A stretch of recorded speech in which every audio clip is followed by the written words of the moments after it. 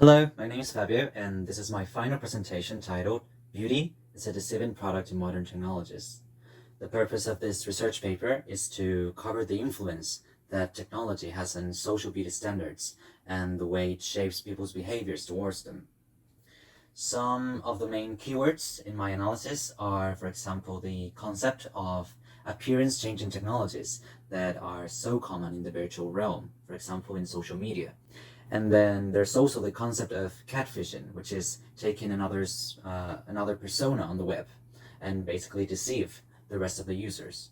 Though the concept of beauty might have different readings depending on context, there are some cases where I personally think that the medium does provide more complications than solutions, and in that way it kind of shapes our understanding of beauty in a very disconnected and problematic way. So the live streaming industry and the deepfake technology are the two examples that I use throughout my whole project. In live streaming industry, it is true that beauty and attractiveness may be one of the biggest baits in order to gather an audience. If being more beautiful means getting a bigger profit and also getting donations from your own followers, then there's this kind of discrimination created by beauty.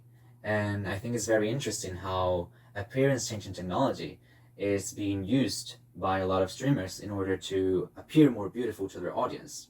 I downloaded a platform called Beagle Life, and so when making the profile, I said that I was a man, and the first thing that would appear on my screen was actually a variety of very suggestive women with provocative clothing and a lot of appearance-altering technology that was actually quite obvious. So it really felt like this kind of baiting was actually real. And I also tried to change my profile's gender to women. In this case too, most of my front page was just filled with conventionally attractive men. It is just a simple streaming application, but I was amazed at how provocative most of the content was in the app.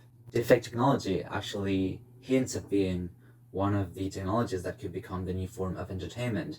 But as for now, according to a study, more than 96% of all the deepfake content in the internet is actually adult content.